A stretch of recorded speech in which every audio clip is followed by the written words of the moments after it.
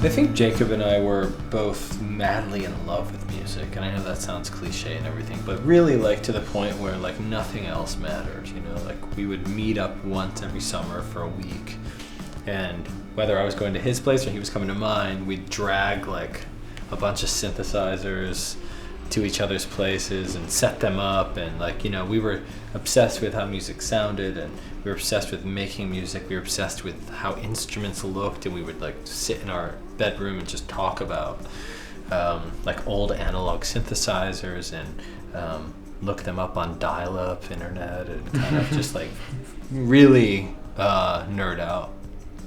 And it wasn't until we started the drums that we had ever even thought about guitars. It was really like there were a few guitar bands that we liked, but overall we were really just obsessed with electronic music, and we just, you know, we would talk all night on the phone, and then all day we'd be in our bedrooms, and if we weren't like doing schoolwork, and we'd just be making music, you know, kind of shutting our families out, not making friends, and just kind of really obsessing.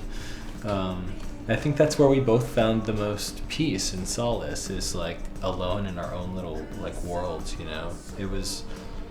We were both like different than our friends, you know. So like, and we both grew up in kind of like born again Christian, you know, hemispheres where there were a lot of rules, do's and don'ts, in a very like traditional way of being. And Jacob and I are not traditional, so yeah, I think being alone was the most comforting thing at the time. Yeah.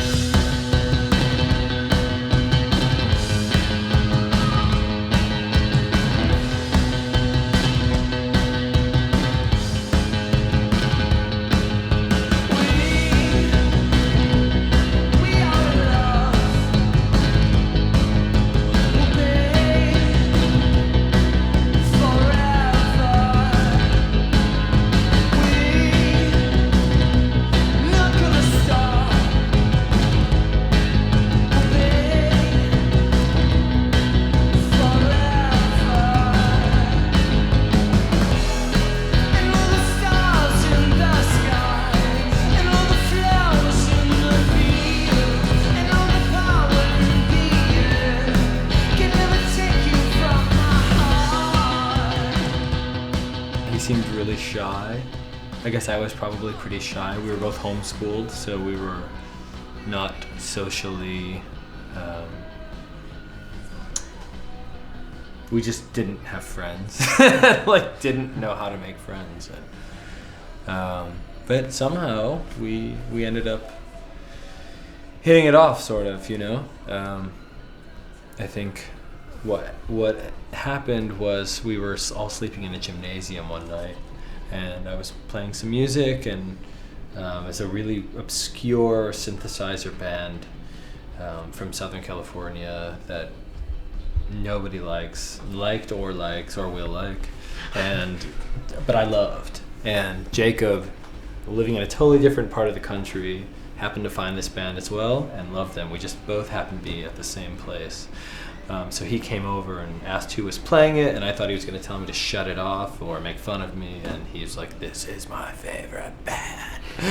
And we just, you know, that was it. They're called Joy Electric. Yeah. When I was a little kid, I was really into like Tchaikovsky's Nutcracker Suite and Sleeping Beauty Ballet and stuff like that, and I just loved that music. I think because it was so visual. It had this really visual element to it. And I kind of thought when I was really young that I didn't really like bands, because all the bands I'd heard were just like bands, you know? It was like my parents had a band when I was a kid, and it was just like a rock and roll band. And I just thought, oh, I hate all that stuff. Until I got a little older and discovered some bands that were like way different. So different that like they felt like they were their own category or something, like, you know, Kraftwerk and Strawberry Switchblade and stuff.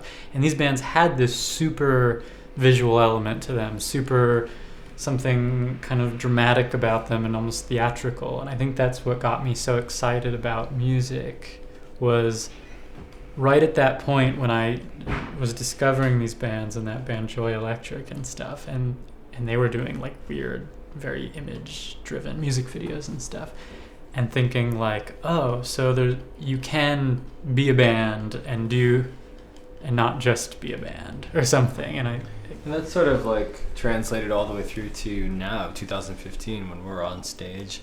We're very aware that we're not just like 4 or 5 guys on stage with instruments, that's a little boring to us. So we try to kind of be a bit more dramatic, and it's not this like faux drama that we're like pouring on. It's like you kind of just let yourself give in to your like natural fetishes, and then you just kind of go from there. So it comes from a really natural place, but I think it's about like taking off the seatbelt and just letting yourself kind of like fly around, and it makes the show so much more enjoyable for us because we're not restraining, and then also I think the people who come to watch also kind of get more out of it, because nobody's like trying to put their hair in their face and like be cool. Everyone's just kind of like, here I am, take it or leave it. That's kind of how we've always been.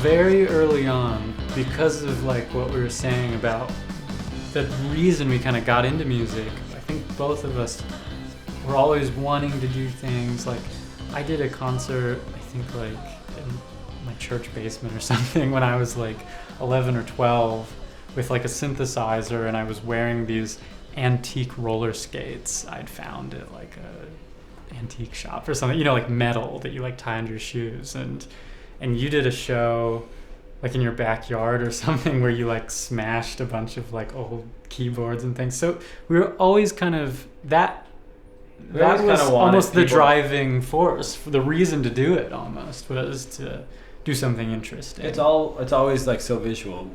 In fact, when we were inspired to start the band, it was based off of a photograph that we had found at a Salvation Army thrift store, and it was like these 4 boys in their garage with guitars, like an old like loose photo somebody had gotten rid of, and we were just like, that has to be us, like that's our band. And a very visual thing inspired the sound of the band, the look of the band, the spirit of the band.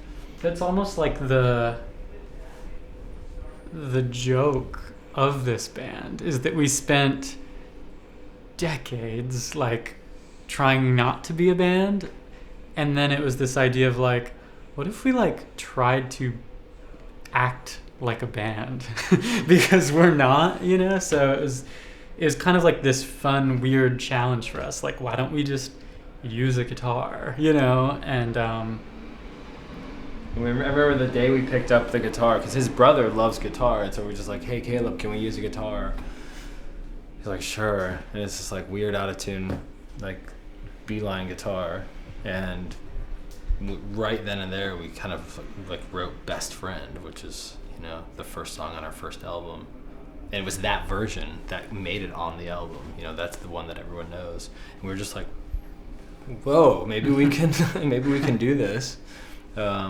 That's why there's no chords or anything in any of our songs, because everything is like, we're like white knuckling it, like one note at a time. Like everything is like one note at a time, kind of.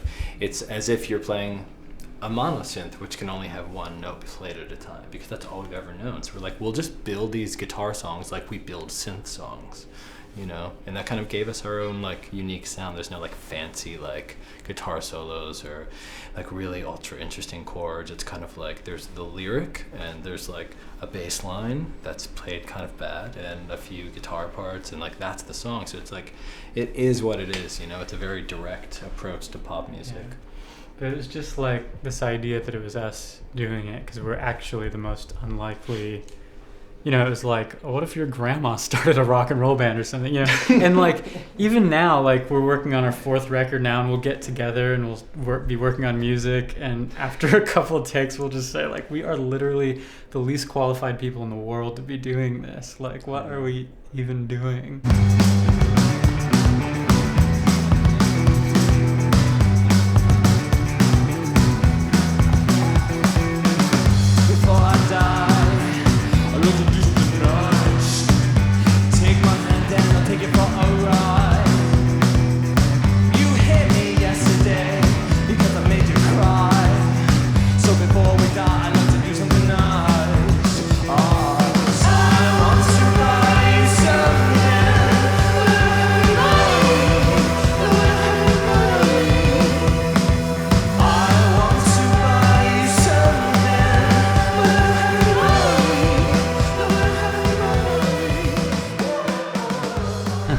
never interesting to us, like watching like the Black Keys or something. It's just kind of like, okay, there's some guys who like play guitars, and nothing against them. I'm really happy for their success, but for us, like, I don't get it. I don't get how there's anything even remotely, even a little bit interesting about like just like that, especially something that's like really been done 1,000 times, like that exact style with like those kind of guys with those kind of guitars, like.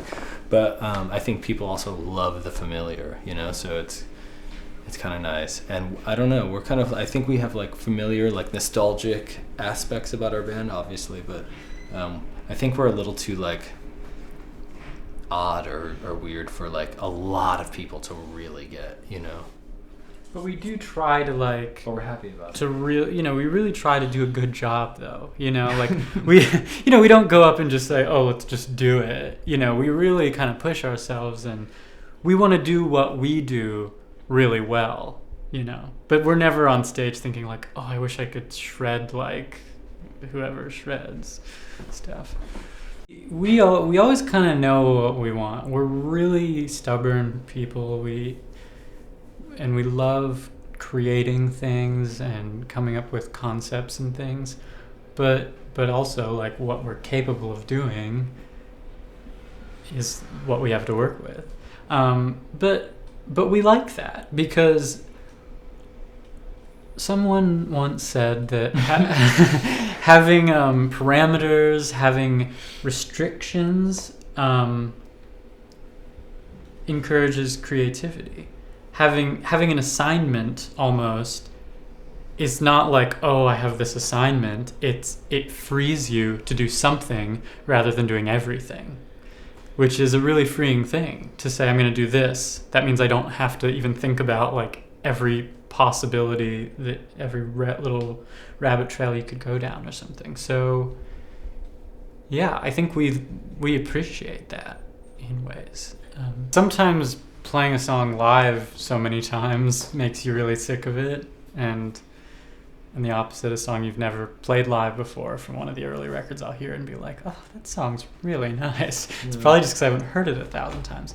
I have a theory that every time you listen to a song, you will enjoy it less and less. You will kind of experience it less and less or something. Or maybe it's kind of like a peak or something. You listen to it so many times and you get to know it, and you discover things in it that you've never heard before. And then at some point you know it like the back of your hand, and then it goes way down from the hill from there. And every time you listen to it, it ruins the song for you a little bit more. And that's why we're making more songs.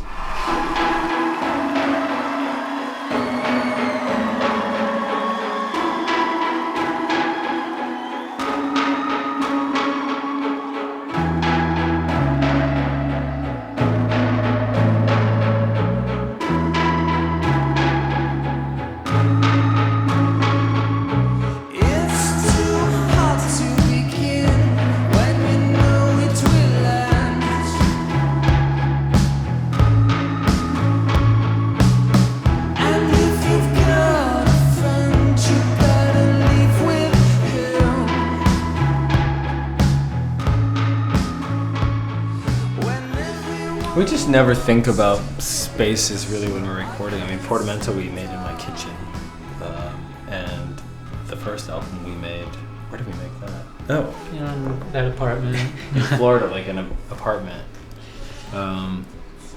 You know, on like headphones from Radio Shack. You know, like there's nothing nice. You know, and now I guess in a way we have the ability to kind of like gear up and. But that's not interesting to us, you know. I think when you find the spot that we're in, it's kind of like a sweet little white dove, and it so easily flies away. So you really want to nurture that, and so we've progressed a little bit. And every once in a while, we'll buy a new piece of equipment to try to just mix it up for us. But overall, sometimes it's like an old broken thing or something. Yeah, so I think it's like we're really pleased and content to just not search for more and kind of But I think that word cultivate kind of hits the nail on the head. We want to take what we have and just really keep zeroing in on it and make it more specific and more of a thing, more of an assignment almost. We're all living and growing and learning new things every day. So like the songs I wrote that I thought I was really being earnest about for the first album, now they sound like some like weird ice cream paradise. I don't know. And now, you know, and then this Portamento comes out, and I'm thinking like, this is like so personal, and like I'm really giving my all. And in retrospect, I was hiding so much. And you know, Encyclopedia comes out, and again, whoa, like I couldn't say any more. Like, this is it. And then, you know, but you grow and you learn things every day, and you learn about yourself. And one day you love yourself, the next day you hate yourself. And, you know, for someone like me, it's just like it's really high highs and really low lows and not a lot of in between. So there's always going to be something to kind of like learn and salvage from all of that and make into a song. A lot of what that sort of pinpoint thing is just like writing a perfect pop song, you know, and that is like this like unattainable unicorn you're trying to chase, you know, like you're never gonna, you know, you might get something that you're really, really happy with, but as soon as you're finished with it, it's kind of like you kind of start to get depressed thinking like, is that gonna be the best song I've ever written, or, you know, and is it even that good? And, you know, and then you listen to a song like, you know, Dolly Parton singing I Will Always Love You, or Landslide or something, and it's just like, you can always keep going, you know, there is no end to chasing that beast.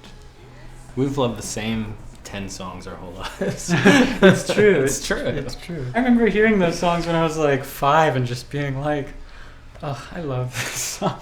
I had I Will Always Love You on a cassette, on a little toy karaoke machine my parents got me for Christmas, and I would just sing it in my bedroom all day. Yeah, it's like, there's that goal of a perfect song that is really such a special moment and really meaningful. And I think we've gotten close this couple times, and just because maybe one time we do nail it, it doesn't mean, I mean, there should just be more of those songs in the world, so let's just keep trying to nail it, you know? Like, that can't be a bad thing, a bunch of great songs. I feel like a lot of people don't kind of try for that anymore. They don't aim for that. And yeah, it does seem like there's only a handful of songs like that. Everyone's afraid to bare their soul these days. Yeah, and everyone's got to be too cool. They're afraid to like really like say something and be attached to it, and I don't know. At least the Brooklyn-y world that we are so used to, it's very much like, if you have a tie-dye shirt and an 808 and you can grow a beard, you can be in a band, and you don't have to say anything. You can just kind of like make noise, and everyone loves it, and that's cool, and I appreciate it. But like, sometimes I feel like we're the only goddamn band who's like just like really like saying things and having a real like direct message, you know, to the point where like a lot of people get pissed off, you know, or like don't agree, or like unfollow us on Facebook or something, you know, like just kind of like going for it. What's the point otherwise, you know?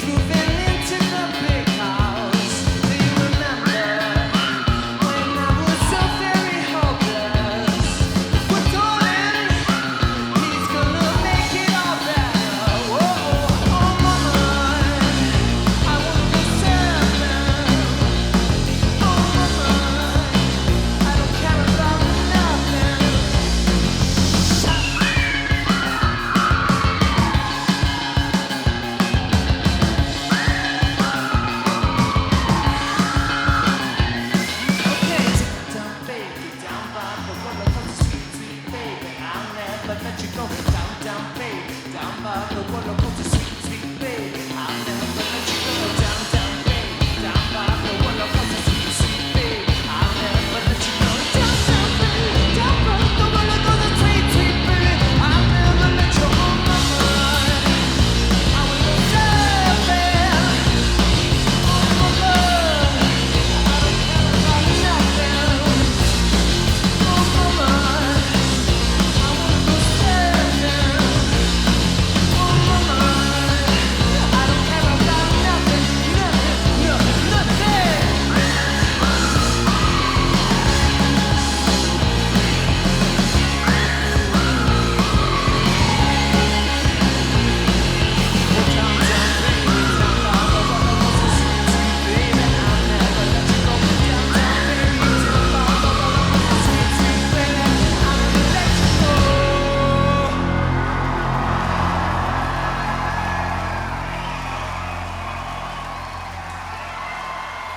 Thank you, London, with the drums from New York City.